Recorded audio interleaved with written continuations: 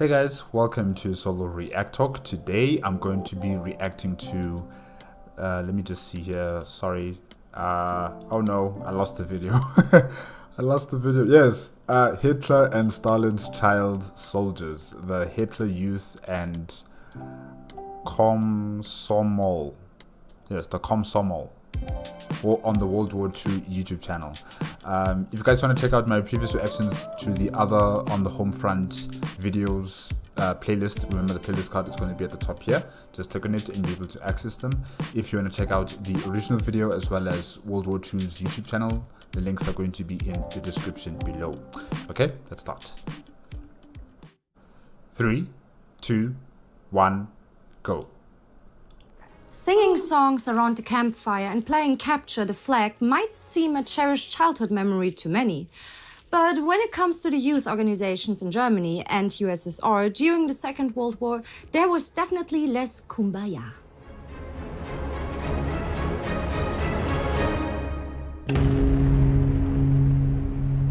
This is On Your Homefront, a sub-series of World War II in real time. I'm Anna Deinhardt. During the 19th century, several things in Western society changed the ideals of youth culture, at least from adults' perspective. That's the key word right there, the adult's perspective. Meaning it's not the youth that were defining their own lifestyle and how they'd want to live. This is purely under the direction and leadership of the adults. Whatever the adults say, it goes. Yeah. Among these phenomena are modern patriotism, uniform militarism, the rise of nature conservation, the invention of contemporary sport, outdoor leisure, activities, and physical education. In 1907, these come together into a movement when Robert Baden-Powell, a lieutenant general in the British Army, starts off the Scout movement for boys in Great Britain. In 1910, it formalizes into an organization, and the same year, the first Girl Scouts emerge and form the Guide Girls. I know there are scout organizations in South Africa, but I've never joined any of these types of activities. Yeah, I think the only thing that's closely resembling a scout's activity was when I was in grade 7, or was it 6? Grade 7 or 6, and you know, my entire class, or should I say the entire grade, headed off to the mountains, you know, having a camping session there and, you know, just enjoying our time there on the mountain, mountain climbing, doing water activities, just, you know, leisure activities, but with the entire grade. But we never had, you know, this type of attire, you know, wearing khaki shirts and khaki pants with a hat, or, you know, having badges or stuff like that, like, you know, how other people in these type of organizations acquire achievements, if I could say that. Yeah, so we didn't have the traditional sense of a Boy Scout or Girl Scout activities, but yeah, it's interesting, I guess. I mean, you guys kind of look like your paramilitary forces already. Paramilitary forces in training, yeah. His intention is to use outdoor life to help young people develop their full physical, intellectual, emotional, social, and spiritual potential as individuals. Not only for their personal development, but also to become responsible citizens and members of the local, national, and international communities. A military scout himself, Baden-Powell draws much experience from his own service in the outdoors. He is also inspired by records from backwoodsmen, explorers, and indigenous North American tribes' training methods. Made popular across the British Empire and soon across the world through his 1908 book Scouting for Boys, it soon attracts hundreds of thousands of boys and girls to become scouts, all looking to escape the otherwise rather stuffy and rigid life of a child in the Western world of the early 20th century. The movement grows continuously through the interwar period, attracting youth from various social and religious backgrounds. The adventure of exploring the outdoors is attractive.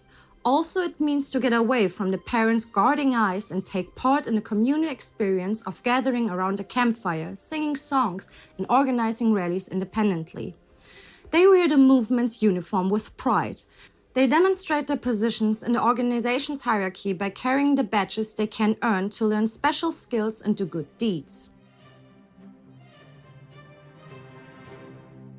But some parents oppose their children's interest in this movement, especially in the countries touched most directly by the Great War. Despite the good intentions laid out, they fear their offsprings are trained as soldiers.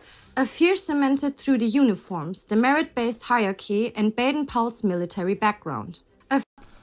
You know, as I'm listening to this, it reminds me of the previous episode we watched in terms of the Japanese geisha culture, you know, how that culture, the tea ceremony or the attire ceremony, and you know how the geisha culture was radically transformed into this prostitution ring that you know grew in Japan, and now here with these Boy Scouts and Girl Scouts organizations, they are also going to be radically transformed into factories for young people to be indoctrinated probably, and to be having training with weapons and to get ready for fighting on the battlefield, essentially.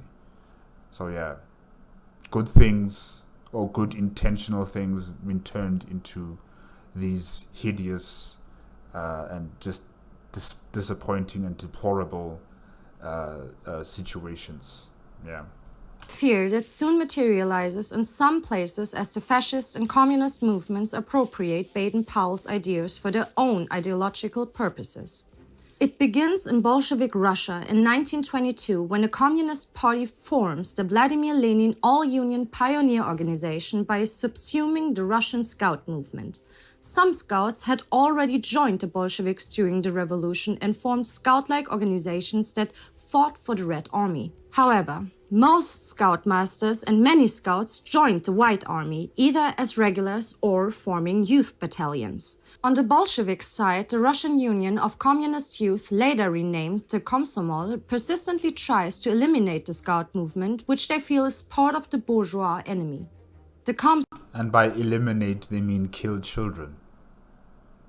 KOMSOMOL develops into the Communist Work Organization for youth over 15. The pioneers are to indoctrinate the under 15s in the communist principles. Both organization methods lean on Baden-Powell's idea of extracurricular activities and moral upbringing, with the addition of revolutionary thought and socialist indoctrination. The always ready motto of the Scouts is even transported into a Soviet version in the pioneer slogan.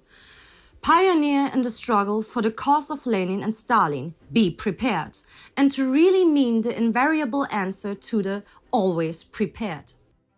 In the 1920s, the 15 to 25-year-old Komsomol members develop into one of the major tools for communist reform in the Soviet Union. They are the foot soldiers of the party, a volunteer workforce to support industrialization, the driving force to collectivize farms, committee organizers, apostles of communist ideology, and spying eyes and ears for the NKVD. For instance, Man, you can't even trust your own kids at the dinner table. You can't trust your own children, you know, in your own home, because they've been indoctrinated. They've been turned into these information gatherers for the state. That's frightening. During the Holodomor, the starvation of Ukraine, a large part of the 25,000 volunteers who go into the countryside to carry out Stalin's policy are Komsomol youth. They preach and organize the creation of kolkhoz farms, turn over anyone that refuses to give up their land, and inform the NKVD of anyone hiding foodstuffs for their own needs. The pioneer organization becomes the incubation factories for the future Komsomol recruits. Here, the children under 15 are indoctrinated into true socialists, under the outdoors mantle of fun and games. Over the time, the pioneer and regular school systems are so tightly linked that they become virtually interchangeable.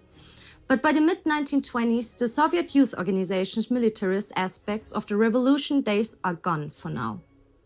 That idea will instead resurface somewhere else. Ideologically driven, Scout-inspired movements are now popping up in many places where authoritarians are trying to get a foothold. In Italy, the fascists create the Opera Nazionale Balilla in 1926. The same year, the German Nazi Party aggregates its youth member organizations into the Hitlerjugend, Hitler Youth in short, HJ for boys. The informal sisterhood of the Hitler Youth for girls becomes the Bund Deutscher Mädel, BDM, or League of German Girls in 1930. Boys have to swear an oath to serve the Führer, and in the early days, they go through several tests before being accepted to the movement at 10. Through sporting events and weekly meetings, the children are taught the ideology of the Nazi Party. The boys and girls learn about Germanic mythology and the mythical history of German nation. Sports competitions are meant to raise them into high commitment and achievement in the name of the master race. Oof, toxic. Everywhere it's just toxic.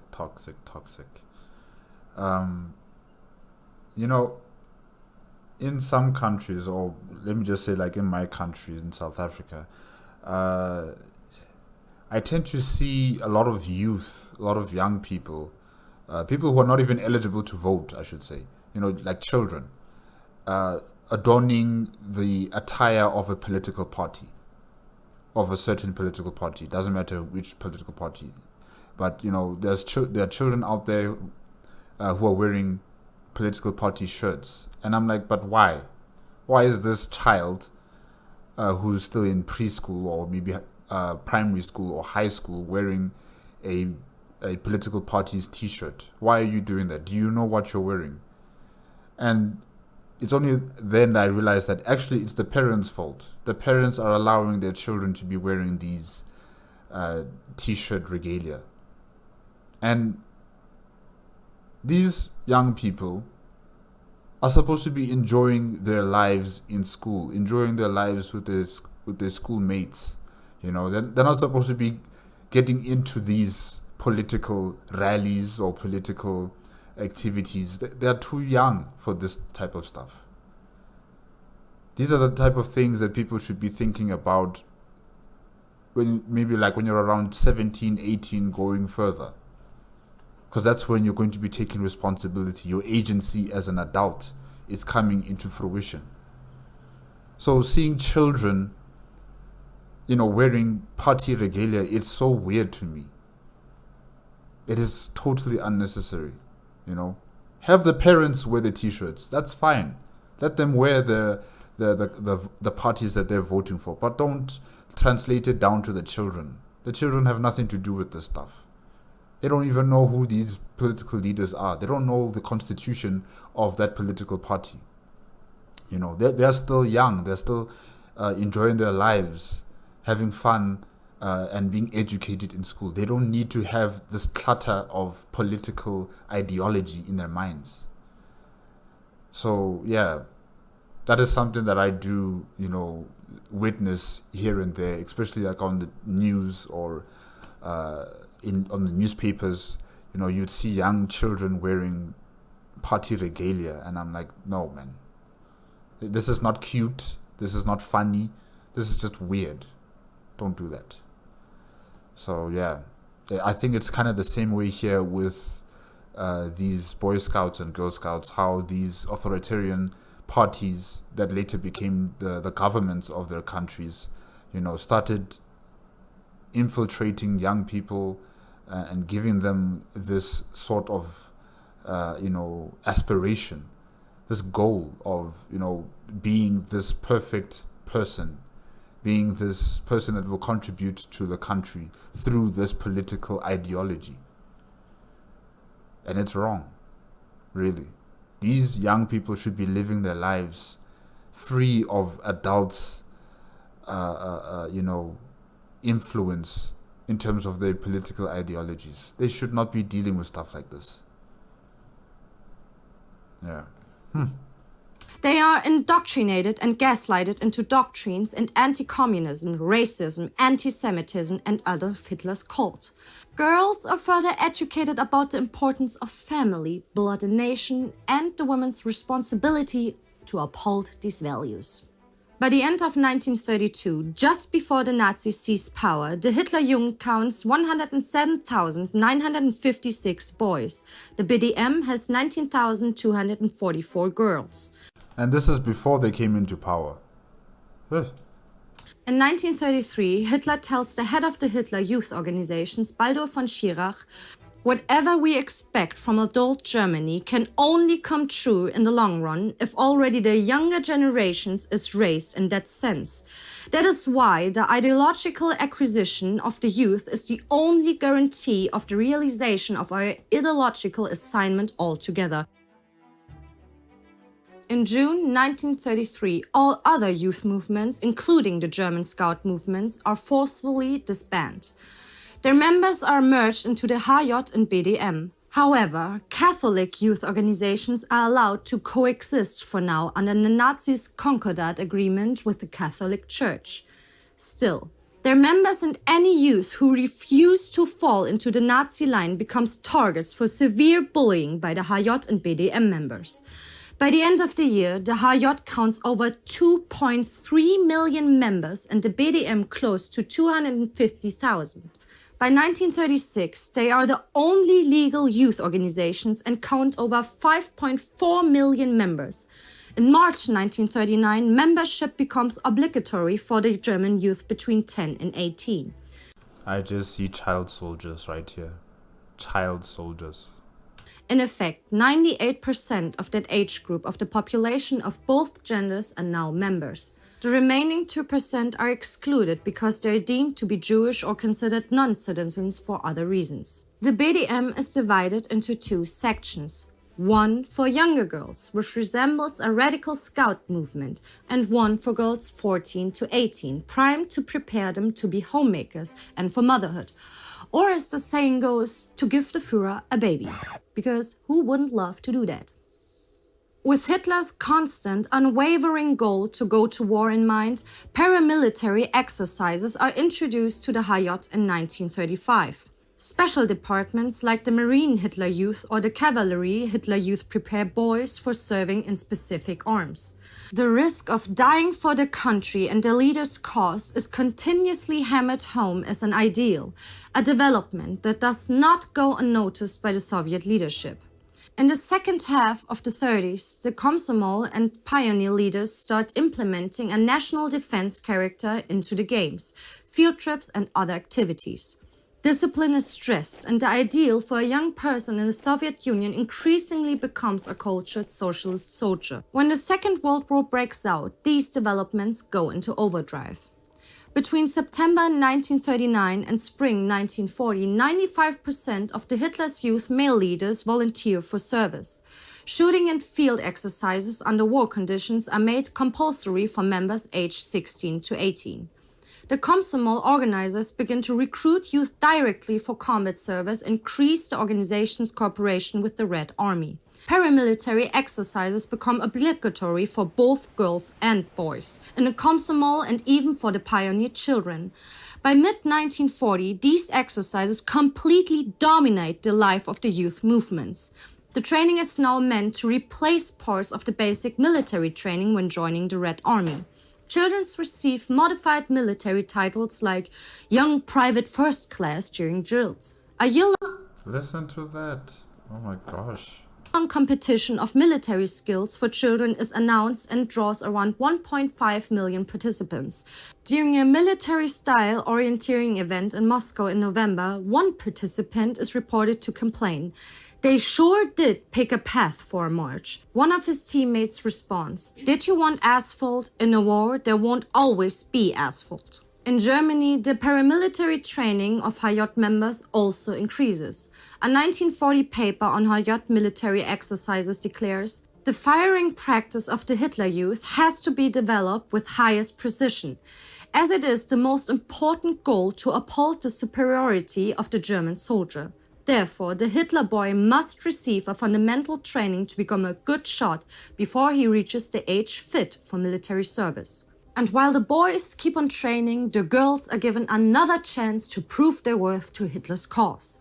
1,400 female leaders of the BDM are relocated to serve in the newly established Reichsgau-Wartheland in Poland in 1940. They are then instructed to help ethnic Germans settle into their new homes, teach them German customs and the racial ideology. In 1941, Gertrude Fischbacher writes a letter about her service in the village Brody in district Jublin. Keenly, the people follow the events of the war and ask us daily where our men are stationed at the moment. So we think that we are on the right path to establish in Brody a real German village community and will continue on this path. When Germany breaks its treaty with the USSR and invades in June 1941, the war is finally at the young pioneer and KOMSOMOL members' doorstep. Many youths burn their membership cards before occupation to escape the Germans and join the partisans when they can.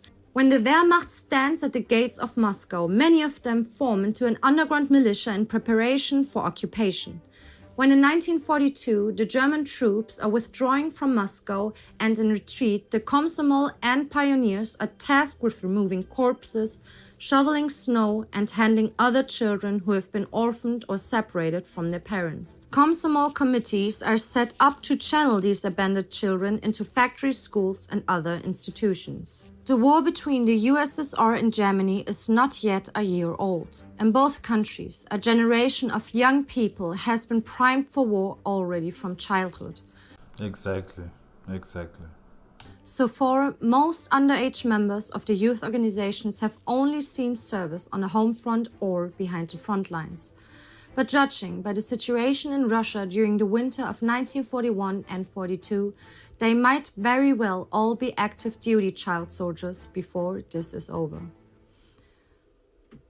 A few months back, I did an episode about children's evacuation as the war broke out. You can see it right here. For our effort, we depend on the Time Ghost Army. Sign up on Patreon or timeghost.tv. Make sure to subscribe and ring that bell.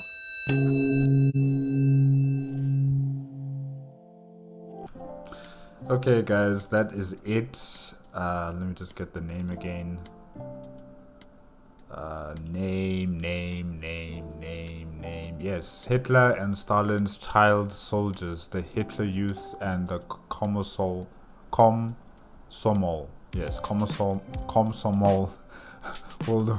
World War II on the Homefront playlist made on the World War II YouTube channel.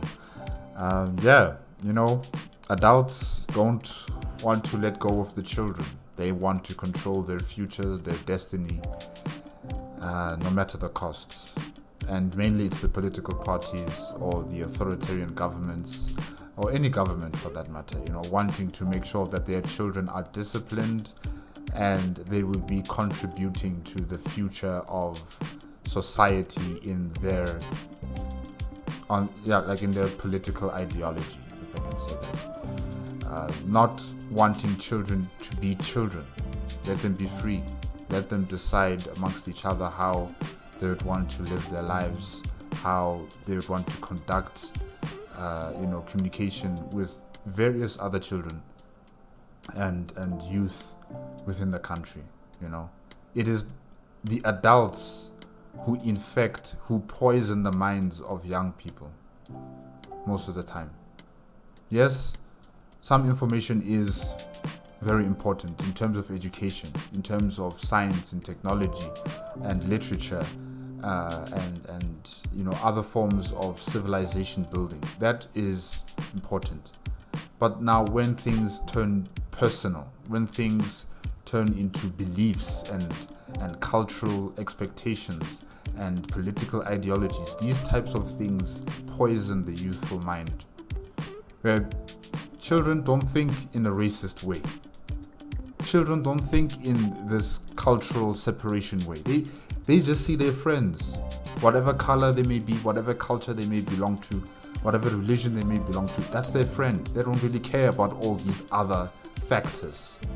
That's the adults who download that information into them, who press it down their throats, and now they become the spitting image of them, where they are also now racist, where they also now are against other cultures and religions because of so and so said what and what. to them, or that their parents told them that you must fear these people are disgusting, these people are evil, we must kill them all because they are a threat to us all.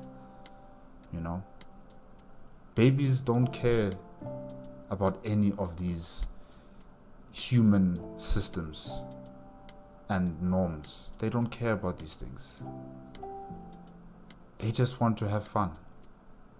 They just want to be the youth. They want to enjoy their youth. They don't want to be imprinted with all of this stuff, this baggage. Because it's intergenerational. It doesn't just pop into existence. You know, their parents were also indoctrinated by their parents before them. You know, by their grandparents, I should say. Or by their parents' parents. So, yeah, it's just sad how the scout organizations have been transformed into these tools for these various governments to use, you know, as a weapon against their enemies. How they turned children into miniature soldiers that are on standby should anything happen, and they will be used on the front lines or for other, you know, work. Might not be on the front lines, but it would still be related to the military. When they should be in school, when they should be around their family members, when they should be enjoying their youth. Instead, they're going to be dragged into war. It's sad, really. Guys, yeah, that is it. That is it for today. Remember, if you guys want to check out the original video as well as World War II's YouTube channel, the links are going to be in the description below.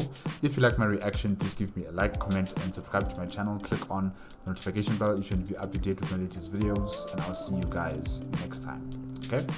Bye-bye.